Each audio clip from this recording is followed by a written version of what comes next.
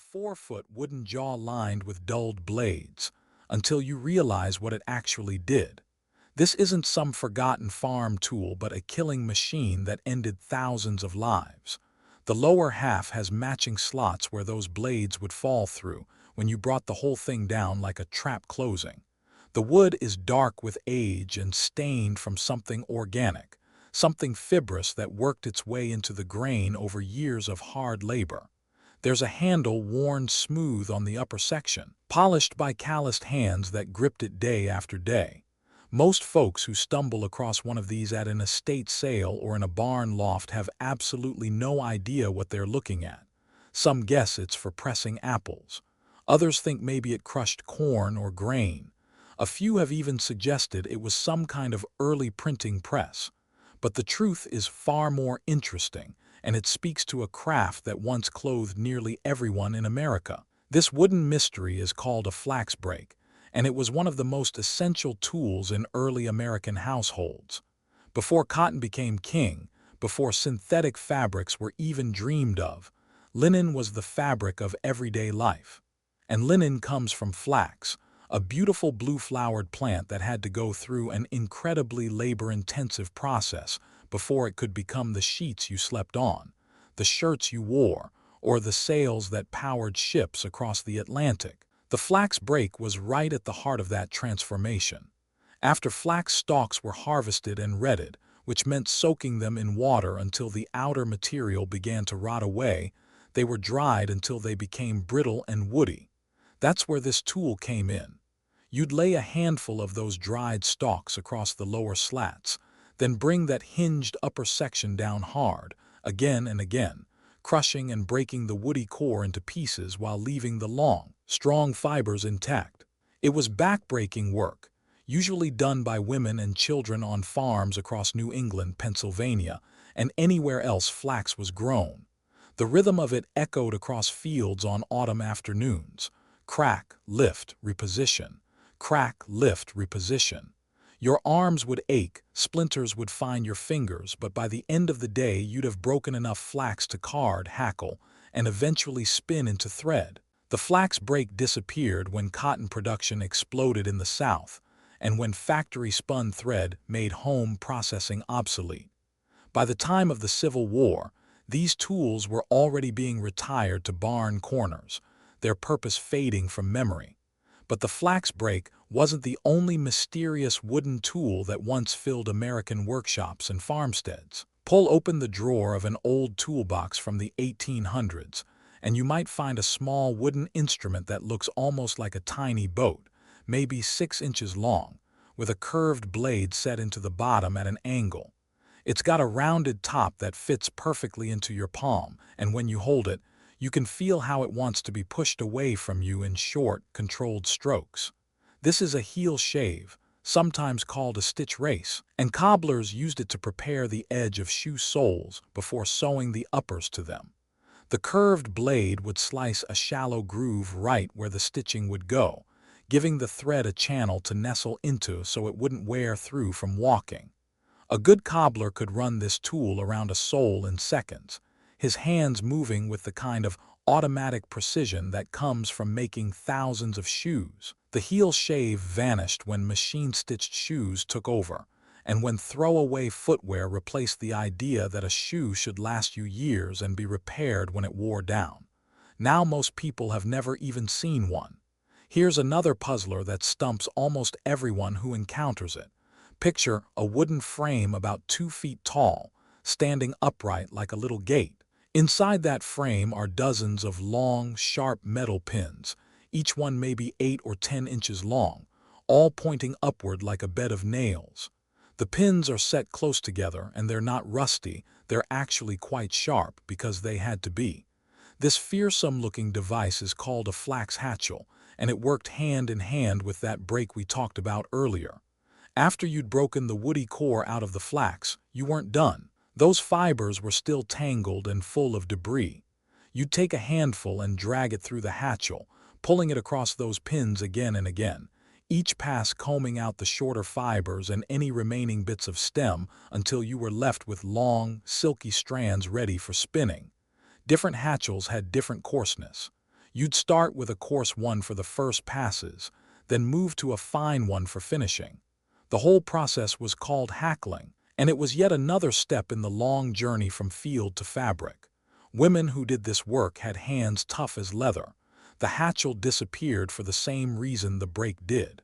When textile mills industrialized, they brought machines that could process flax in minutes instead of days, and the home craft died out within a generation. Did your grandfather have one of these old tools hanging in his shed? Maybe something you never quite understood the purpose of? Tell me below. I love hearing these stories. Let's move to the kitchen now, because forgotten tools aren't just from the workshop. Imagine finding a wooden cone about 10 inches tall, sitting on a little platform with a crank handle on the side. The cone is perforated with small holes, and there's a grinding mechanism inside that presses against it when you turn the handle. This is an apple peeler and corer, though not the kind you might recognize. These were made before cast iron and tin became cheap.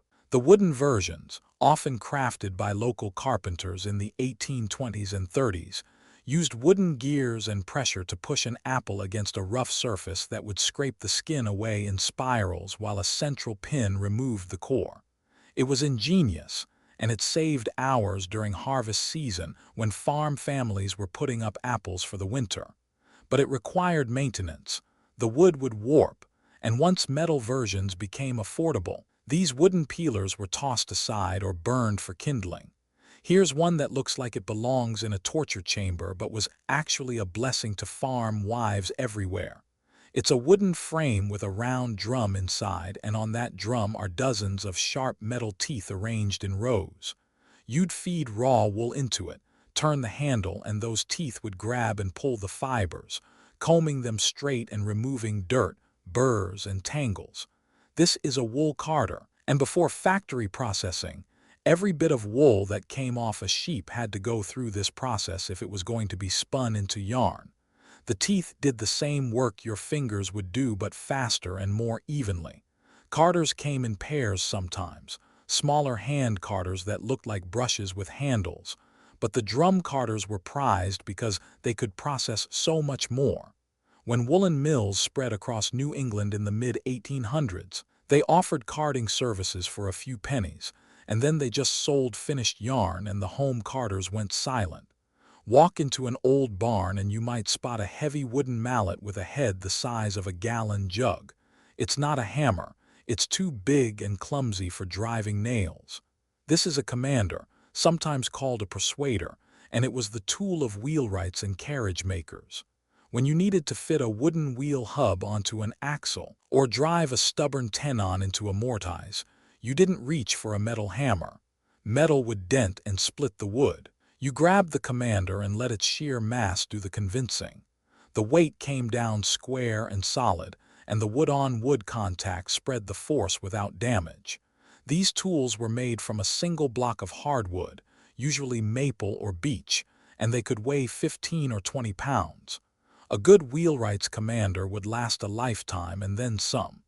They disappeared when wooden wagon wheels gave way to steel and rubber, and when the trades that relied on timber joinery faded into history.